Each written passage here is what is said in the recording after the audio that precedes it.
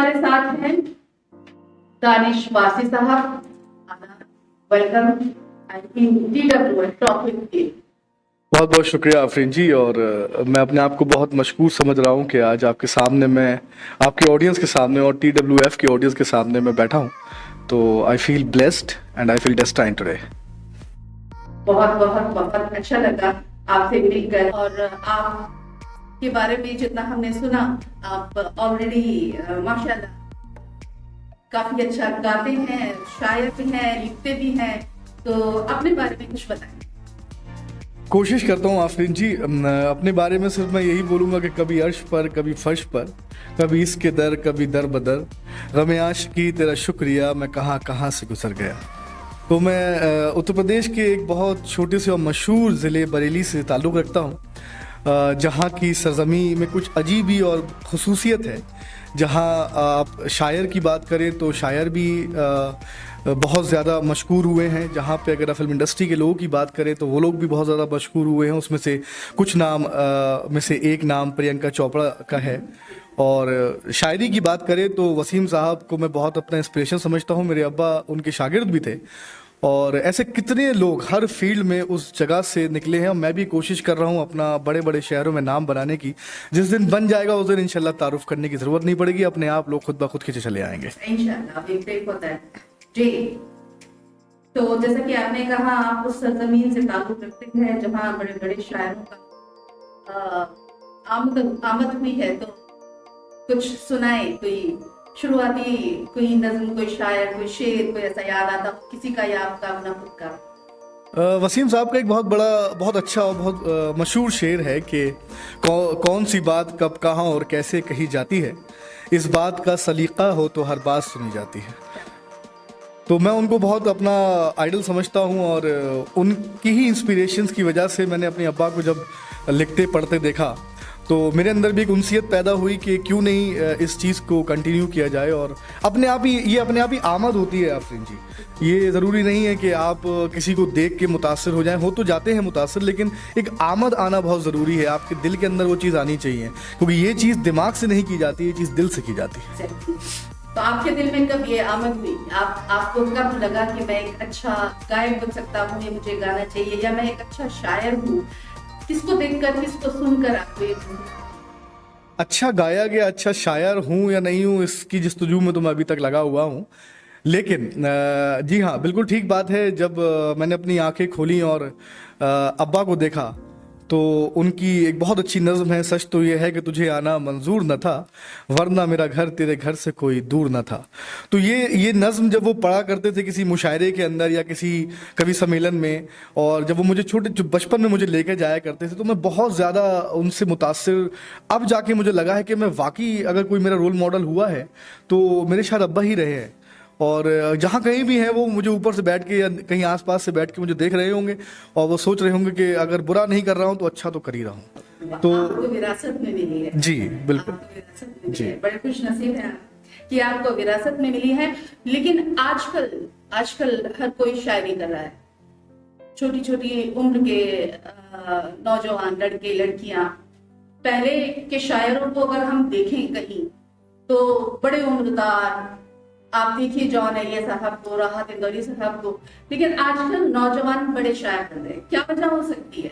I think अच्छी बात भी है। कहीं कहीं इस चीज़ के बारे में बहुत गहराई से सोचा जाए तो वो वजह एक ये भी रही होगी कि एक तो अकेलापन आज की तारीख में बहुत ज़्यादा हो गया है। यंगस्टर्स में जिसकी बात करूं मैं, लोग सोशल मीडिया पे ज़रूर हैं और 24 घंटे मोबाइल पर अपने आप को अपडेट रखते हैं, लेकिन मेरा एक शेर है कि कुछ वक्त तो गुजारो घर के बुज़ुर्गों के साथ, तरबियत और उनसियत गूगल और फेसबुक पे नहीं मिला करती। बिल्कुल नहीं मिला करती। तो ये भी एक वजह है जिसकी वजह से लोग आजकल अपनी जो अकेलेपन है, लोग सुनने वाले की कमी बहुत ज़्यादा हो गई है आफरीन जी, क्योंकि लोग सुन नहीं पा रहे हैं। लोग बस सोच रहे हैं कि 1 सेकंड में 60 सेकंड्स में हम रील बना के अपनी बात को कह दें। मुझे नहीं लगता ये कुछ हद तक ठीक है, लेकिन बहुत हद तक ये ठीक नहीं है। अपनी बात को कहने के लिए आपको मुकम्मल वक्त, मुकम्मल समय, मुकम्मल जगह की बहुत ज़रूरत होती है। और इसी वजह से लोग पास में आ रहे हैं, लोग शायरी में आ रहे हैं। और अच्छी बात है, लोग बहुत अच्छे अच्छे नज़्म, अच्छे अच्छे अशार अपनी टैलेंट के हिसाब से बोल रहे हैं और मैं उनको बहुत बेस्ट ऑफ लक और ऑल द बेस्ट बोलना चाहता हूँ। बहुत अच्छी। अकेलापन है एक वजह, सोचती हूँ शायरी के लिए। तो आप क्या प्रेफरेंस करते हैं? आप इस वक्त जिस भी प्रोफेशन में हैं, अगर आपको मौका मिले कि आप शौक को तवज्जो देंगे या फिर आप जिस प्रोफेशन में हैं आप उस प्रोफेशन को कंटिन्यू करेंगे? अगर एक बड़ा ब्रेक आपको मिलता है in future, where do you see yourself? देखिए, अच्छा सवाल है। मैं तो कोशिश यही कर रहा हूँ कि जो रास्ते पे मेरी चीज़ें आ रही हैं उसको मैं ग्रैब करता जा रहा हूँ। मैंने ये भी नहीं सोचा था कि मैं आज आपके सामने बैठ के ये आज पॉडकास्ट इंटरव्यू करूँगा। ये सब दिस इज़ ऑल डेस्टाइन। ये सब अल्लाह ने लिख दिया है, ये सब मेरे रब ने लिख दिया है। ये मेरे साथ ऐसा होना है या आगे क्या होगा उसको मैं बस तैयार रखने की कोशिश करता हूँ। जो जो चीज़ें मुझे मिलती चली जाएंगी मैं इंशाल्लाह उस चीज़ को ग्रैब करता चला जाऊँगा। और जाहिर सी बात है, अगर आपका शौक़ आपका प्रोफेशन बन जाए तो क्या बात है। लेकिन उस रास्ते पे, उस जर्नी पे मैं चल दिया हूँ और इंशाल्लाह अगर मेरी नसीब में रहा और परवरदिगार ने चाहा तो बहुत जल्दी बड़े पॉडकास्ट पे, ये भी बड़ा पॉडकास्ट है, बहुत लोग मुझे सुनेंगे और ऐसे ही लोग इंस्पायर्ड होकर यहाँ पर आने की कोशिश करेंगे और यहाँ पर आके अपने आप को मुकम्मल करने की कोशिश करेंगे। बिल्कुल बिल्कुल, बहुत बहुत शुक्रिया। पहले तो हमने बहुत प्रोफेशन की और शौक की बात कर ली। अगर हम रिश्तों की बात करें, रिश्ते कितने अहमियत रखते हैं आपके शौक और प्रोफेशन के मुकाबले रिश्तों को कितनी अहमियत देते हैं? किसी भी तरह का रिश्ते के बिना आदमी अधूरी है। हम लोग रोबोट्स नहीं है कि अगर हमें बटन दबाया और हम आगे चल दिए। हमारे अंदर इंसानियत है, हमारे अंदर हमारे रब ने एक उनसियत रखी है हर रिश्ते के लिए। भले वो एक जानवर हो, भले वो आपका पाला हुआ एक कुत्ता हो, भले आपकी माँ बाप हों, भले आपके दोस्त यार हों, आपके अहबाब हों, हर किसी का रिश्ता, हर किसी की अपनी जगह मुकम्मल अल्लाह ने कर दी है और आपको उस रिश्ते को कल्टीवेट करना ज़रूरी है। ये नहीं कि आप लेट गो कर दें। अपने आप के एक्सप्रेशंस को दिखाना बहुत ज़रूरी है। आई थिंक मुझे लगता है वो रिश्ते तभी बच पाते हैं, तभी उन रिश्तों में एक मोहब्बत, एक खुलूस पैदा हो जाता है। तो रिश्ते मेरी ज़िंदगी में बहुत ज़्यादा इंपॉर्टेंट है। रिश्तों को अहमियत देना बहुत बहुत ज़रूरी है। दर्द क्या है आपकी नज़र में? मेरी नज़र में दर्द कुछ भी नहीं है आफरीन जी। दर्द it is just a priority for me. और अच्छी बात है, दर्द आपको जब होता है तो आपको कुछ करने की एक ललक पैदा हो जाती है, आपको दूसरे से मुख्तलिफ दिखने की शौक़ पैदा हो जाता है। और दर्द या स्ट्रगल, ये वर्ड मेरे लिए नहीं बने हैं। मेरा मानना है कि आप जब अपने पैदा होकर अपने पैरों में जब आप जूते पहन के जब बाहर निकलते हैं तो वो आपकी जर्नी का एक पार्ट होता है। वो हल्के हल्के आपकी चीज़ों में वो आता रहता है, आपकी शख्सियत में वो शामिल हो जाता है, आप उस जैसा दिखने लगते हो, पब्लिक आपसे इन्फ्लुएंस होने लगती है। तो वो आपको चोटें भी लगेंगी, आपको मशहूरियत भी मिलेगी, आपको खुशहाली भी मिलेगी। तो that's a part of your journey. मशहूरियत से याद आया, मशहूरियत चाहिए, फेम चाहिए या एक नाम चाहिए, इज्जत चाहिए? इज्जत के साथ फेम चाहिए। Good answer. धोखा क्यों देते हैं?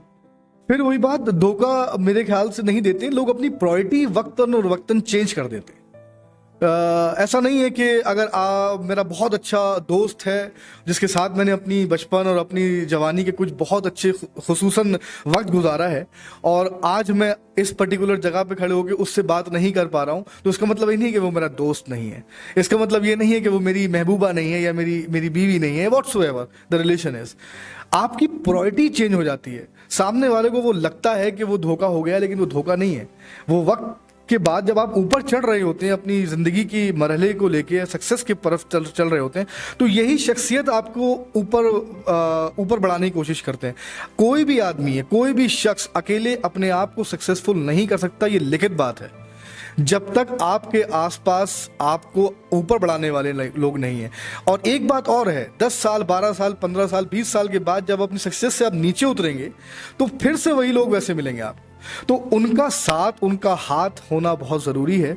कल के तारीख में अगर आप उनको इग्नोर कर दें या उनको आप धोखा दे दें और वक्त जब आपका बुरा चल रहा हो, जब आप नीचे आएँ, तो फिर उसके बाद वो आपको मुंह तक नहीं लगाएंगे। ये मेरा तजुर्बा है। बहुत अच्छी। पैराहन को, अपने फटे पुरान पैराहन को कभी भूलना नहीं चाहिए। और चलिए, आपने पहला गाना कौन सा गाया? मुझे नहीं पता था कि ये सवाल इस तरीके से पूछा जाएगा, लेकिन हाँ, बिल्कुल सही बात है। वो गाना मैंने यूं ही उस टाइम पे गा लिया था, लेकिन उस गाने की, उस नज़म की वैल्यू, उसकी कर्राहटें और उसकी जो आमद है, वो मुझे आज पता चल रही है कि उस गाने की वैल्यू क्या है। ये दौलत भी ले लो, ये शोहरत भी ले लो, भले छीन लो मुझसे मेरी जवानी, मगर मुझको लौटा दो बचपन का वो सावन, वो कागज की कश्ती, वो बारिश का पानी। ये 13 साल के बच्चे ने उस टाइम पे गाया था। आज उसकी वैल्यू और उसकी मीनिंग ऑफ वर्ड्स मुझे पता चल रहे हैं। तो बहुत ही खूबसूरत गजल है। मैं चाहूंगी कि आप उस 13 साल की उम्र के बाद में आज वो हमारे सामने, हमारी ऑडियंस के लिए एक बार फिर से वो गा के गुनगुना के सुनाए। जी जरूर। ये दौलत भी ले लो, ये शोहरत भी ले लो, भले छीन लो मुझसे मेरी जवानी, मगर मुझको लौटा दो बचपन का सावन, वो कागज की कश्ती, वो बारिश का पानी। शुक्रिया। अच्छा, कोई भी गीत हो, बॉलीवुड गीत हो, कोई भी किसी भी तरह का कोई गजल हो, हर चीज में शायरी है, कविता है। तो शायरी के क्या मायने हैं आपकी नजर में? शायरी के बिना जिंदगी अधूरी है। मायने क्या है इसमें? इसमें तो लिखित बात है कि शायरी के बिना जिंदगी अधूरी। आप चलते फिरते, उठते बैठते, खाते पीते, आपकी ज़िंदगी में अगर आप चाहें तो उसको भी पेन डाउन कर सकते हैं। लोगों ने करा भी है, राज साहब ने भी करा है और मुनव्वर राणा साहब ने भी इस माँ को बहुत अच्छे से डिस्क्राइब करा है कि एक शेर उनका मुझे याद आता है कि बहुत अच्छा शेर है उनका, देखिए मेरे जहन से उतर रहा है। याद आया तो आप जरूर शेर अता फरमाइएगा। बात चली जिंदगी में कोई ऐसा वाकया, ऐसा हादसा जिससे आप बहुत ज्यादा इंस्पायर हुए या आपको मोटिवेट किया हो किसी ऐसे हादसे ने, किसी ऐसे वाकये ने? जिंदगी में मेरा एक ही वाकया है जो जिससे मैं मोटिवेट भी हुआ हूँ और आहत भी हुआ हूँ और उसकी वजह से मैं अपनी जर्नी को कंटिन्यू कर पाया। वो हादसा था मेरे अब्बा के आखिरी वक्त की खुली हुई आंखें मुझे देखते हुए। वो आखिरी आंखें और आखिरी बूंद जो उनके यहाँ से निकल रही थी और एक सवाल जो अनकहा सवाल था वो मुझसे कहना चाहते थे, आज तक मैं कह या सुन नहीं पाया। मैं दुनिया घूमता हूँ आफरीन जी, मैं उन आँखों को देखने की कोशिश करता हूँ कि शायद ये आँखें मेरे अब्बा की हैं, शायद ये नाक मेरे अब्बा की है, शायद ये ज़ुबान मेरे अब्बा की है, लेकिन आज तक मुझे मिल नहीं पाया। तो ये एक इंस्पिरेशनल और एक सेंटिमेंटल मोड में मैं चला गया था, ट्रांस में मैं चला गया था और उसकी वजह से after the death of my father मेरी ज़िंदगी में यू टर्न आया और जहाँ रिश्तेदारी, दोस्त अहबाब सब सामने निकल के आ गए सफ़ेद पर्दे की तरह कि कौन कितने पानी में है, कि चाक जिगर के सी लेते हैं, जैसे भी हो जी लेते हैं। तो निकल गए हम अपने रास्ते पे और आज आपके सामने बैठे हैं। इतनी हिम्मत है कि हम आपको आपके सवालों का जवाब दे पा रहे हैं। बहुत ही मजबूत और बहुत ही जिम्मेदार होकर बैठे हैं। तो जिंदगी में हर वाकया कुछ ना कुछ सिखा कर जाता है और दुआ करते हैं कि वो जहाँ होंगे जन्नत में किसी आला मुकाम पर होंगे इंशाल्लाह। और आपको देखकर बहुत खुश हो रहे होंगे। मूड को चेंज करते हुए थोड़े से कुछ सवाल करती हूँ आपके पर्सनल चॉइसेस, जी जी। फेवरेट शायर आपका? मैनी प्लेंटी, लेकिन कुछ जब आपने पूछा है तो नंबर 1 पे राहत साहब मेरे बहुत ही फेवरेट शायर रहे हैं। कि उनका एक शेर है कि ए कश्ती तेरा नसीब चमकदार कर दिया, उस पार के थपेड़ों ने मुझे इस पार कर दिया। और अफवाह थी कि मेरी तबीयत खराब है, लोगों ने मुझे पूछ पूछ के बीमार कर दिया। तो ये उनका एक बहुत बड़ा शेर है जो मैं अपनी ज़िंदगी में कोट करता हूँ। वसीम साहब का शेर मैंने अभी आपको बताया। मुनव्वर राणा साहब का शेर है कि किसी के हिस्से में मकान आया, किसी के हिस्से में दुकान आई, मैं घर में सबसे छोटा था, मेरे हिस्से में माँ आई। तो मेरे हिस्से में माँ है तो मैं I am the lucky one कि मैं कह सकता हूँ, इस शेर को मैं जस्टिफाई कर सकता हूँ। ऐसे बहुत सी शख्सियत रही हैं। मंजर भोपाली साहब मुझे बहुत पसंद है। हाथों में कशकोन जुबा पे ताला है, अपने होठों का अपने जीने का अंदाज निराला है, और ख़ुद ही पता चल जाएगा हम कैसे हैं, घर के दरो दीवार पे इतना जाला है। तो ऐसे ऐसे शख्सियत को सुन के मैं अपने बचपने से और यहाँ तक पहुँचा हूँ। बहुत खूब। चलिए, शायरी के और आपके प्रोफेशन के बीच में कभी कोई किसी तरह का आपको लगा स्ट्रेस कि मैं दोनों में से किसी एक पे कंसंट्रेट कर सकता हूँ, आपको वक्त मिलता है दोनों को पूरा पूरा वक्त देने के लिए? इंशाल्लाह मिलता है। और जो कहते हैं कि मेरे पास वक्त नहीं है, मैं कर नहीं पाया, that is a lame excuses. वो बेवकूफ़ बना रहे हैं, बकवास बात है। ऐसा कुछ भी नहीं है। 24 घंटे सब किसी को दिए हैं, भले वो भारत का प्रधानमंत्री हो या वो आप एक छोटा रिक्शे वाला हो या हम जैसे अपकमिंग ग्रोअर इन्फ्लुएंसर्स हो। तो 24 घंटे सबको मिलते हैं। You have to segregate your time accordingly, कैसे कैसे करना है। अब आई एम अ फ्लायर, तो मैं ऑल ओवर वर्ल्ड कहीं भी अगर मैं बैठा हूँ तो इतने मेरे पास टाइम होता है कि मैं अपनी रील्स बना लूँ या अपनी चीज़ें लिख लूँ। बहुत चीज़ें आप कर सकते हो। ऐसा नहीं है कि हर किसी की ज़िंदगी में अगर कोई शख्सियत ऊपर पहुंचा है तो लेम एक्सक्यूजेस को साइड में रख के पहुंचा है। तो ये बहुत अच्छी आपकी ये बात मुझे बहुत पसंद आई कि दुनिया में कोई भी इतना बिजी नहीं होता कि किसी के लिए वक्त ना निकाल सके। और उसी पर मेरा एक शेर है कि नाम पता सब रखते हैं मगर राब्ता कोई भी नहीं। क्या बात है। नाम पता सब रखते हैं मगर राब्ता कोई भी नहीं, बात सब हंस के करते हैं मगर हंसता कोई भी नहीं। क्या बात। तो ताल्लुक में रखना चाहिए, ताल्लुक को रखना चाहिए रिश्तों से, अपने से, कितने भी आप बिजी क्यों ना जाए। अगर बात आती है कि आपको वक्त मिलता है, जैसे कि आपने कहा कि वक्त नहीं है इज अ लेम एक्सक्यूज, तो खाली वक्त में क्या करते हैं? खाली वक्त में मैं सोता हूँ यार। खाली वक्त में मैं सोता हूँ और मैं कोशिश करता हूँ। I am a very good cook, तो मैं बहुत अच्छा खाना बना लेता हूँ। कभी आप आए इंशाल्लाह, मैं आपको अपने हाथ से बनाया हुआ खाना खिलाऊंगा। जरूर जरूर। तो फेवरेट डिश क्या है आपकी? मैं नहीं, अभी इन दिनों तो मैं डाइट पर हूँ तो मैं ज़्यादा कुछ नहीं खा सकता, लेकिन हाँ मेरी नरगिसी कोफ्ते मेरे लिए बहुत मशहूर है। मैं अपनी अम्मा के हाथ का बनाया हुआ सालन बहुत मुझे पसंद है। और अगर मैं बात करूँ बाहर की तो मुझे इजरायली कुजीन बहुत पसंद है। अभी बीच में मैं तेल अवीव था तो तेल अवीव में मैंने बहुत अच्छी तरीके से उसको एंजॉय किया। ऐसे बहुत सी चीज़ें, मुझे सुशी बहुत पसंद है। तो लेकिन देसी खाना, अगर मैं वेज में बात करूँ तो दाल रोटी सब्जी रोटी वाला इंसान हूँ, मेरे को ज़्यादा टेंट्रम्स है नहीं। Very good.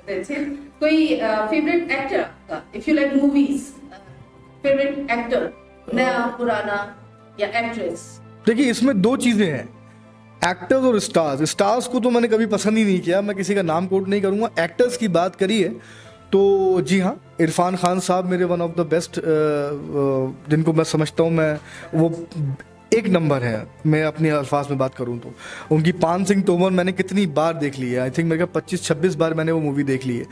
इधर से अगर मैं बात करूं जो अपनी 25 साल के स्ट्रगल को लेके उन्होंने अपने आप को जस्टिफाई किया है, वो है नवाजुद्दीन सिद्दीकी। और मैं कोशिश करता हूं कि, और लोगों से कहता भी हूं कि nothing is impossible, impossible itself say that I am possible. उनको आप इम्पॉसिबल को टुकड़ा करोगे ना तो आई एम पॉसिबल लिख कर आता है। तो किसी के लिए भी 25 साल का स्ट्रगल और एक सूखा सेकड़ा सा इंसान वो बराबर में खड़े होके और आज वो नेशनल अवार्ड ले रहा है, तो कुछ भी हो सकता है दोस्तों। कुछ भी हो सकता है।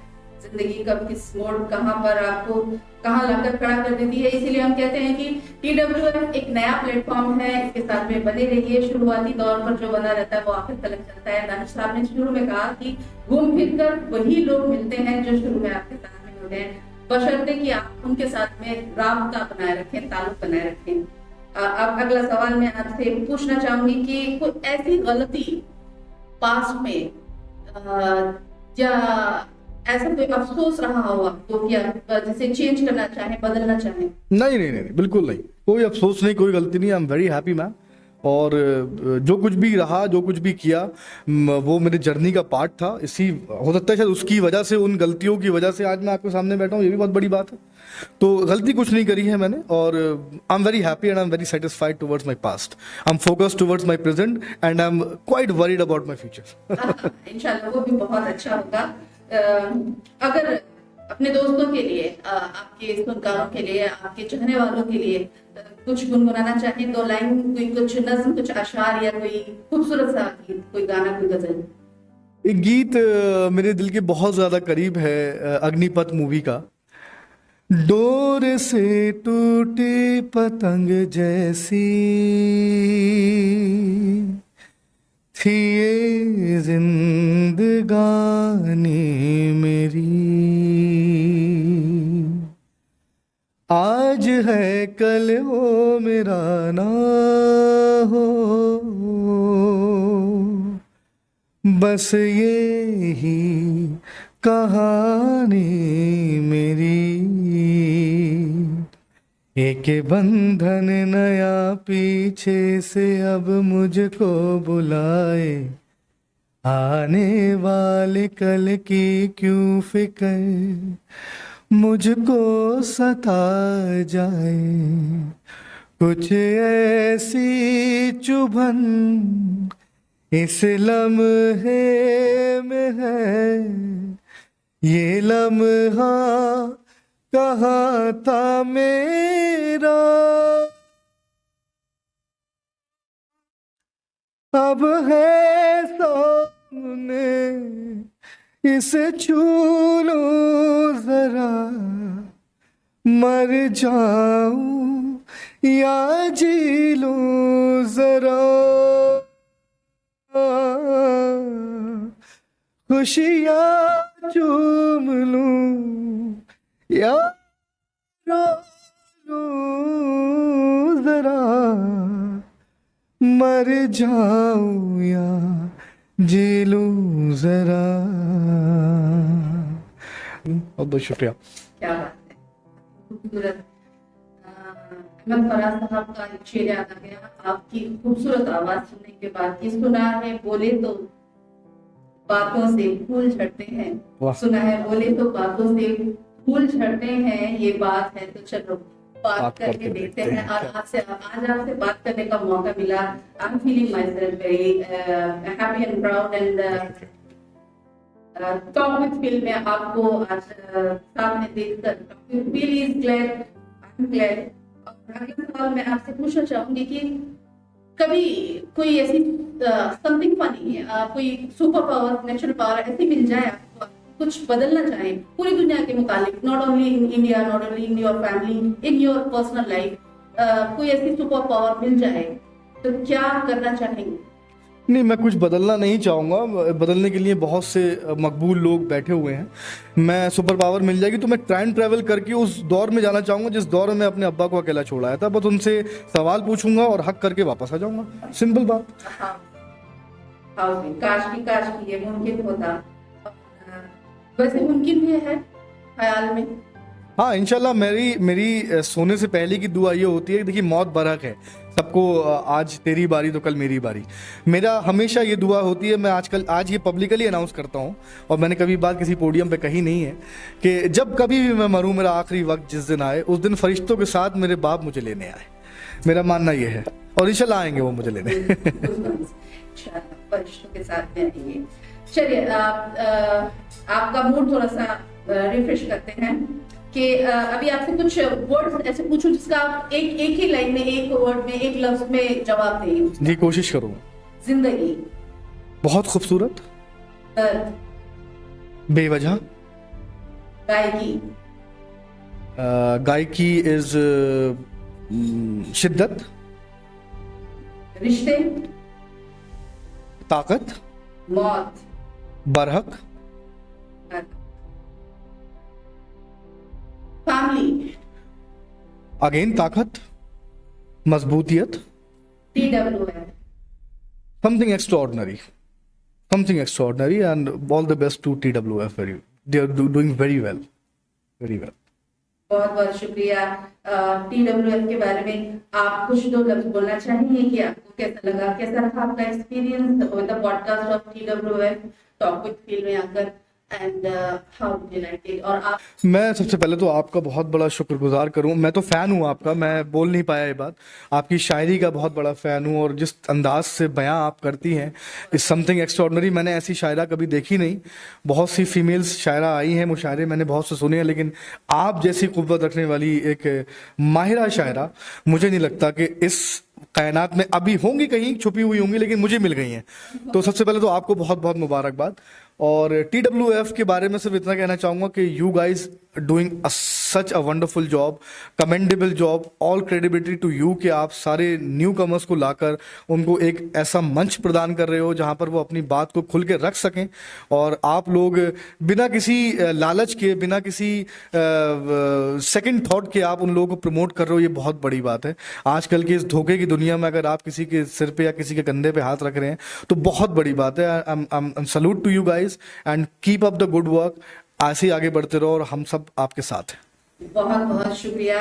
और आखिरी में मैं 2 लफ्ज कहना चाहूंगी उन लोगों के लिए कि जो इंतजार कर रहे हैं यहाँ पर इस प्लेटफॉर्म पर आकर यहाँ इंटरव्यू पॉडकास्ट में पार्टिसिपेट करें, ओपन माइक में पार्टिसिपेट करें। और क्योंकि कभी किसी को मुकम्मल जहां नहीं मिलता, कभी किसी को मुकम्मल जहां नहीं मिलता, कहीं जमीन तो कहीं आसमान नहीं मिलता। और तमाम शहर में ऐसा नहीं कि खुलूस ना हो, क्या बात। तमाम शहर में ऐसा नहीं कि खुलूस ना हो, जहां उम्मीद हो इसकी बस वहां नहीं मिलता। वाह। लेकिन आपको TWF में टॉक विद फील में वो मुकाम, वो कोशिश की जाएगी कि आपकी आवाज, आपका हुनर, आपका फन लोगों तक ज्यादा से ज्यादा पहुंचाया जाए। तो बहुत बहुत शुक्रिया, बहुत बहुत शुक्रिया, तारिश साहब, बहुत बहुत शुक्रिया आज के पॉडकास्ट में शिरकत करने के लिए। शुक्रिया, thank you very much. Thank you very much.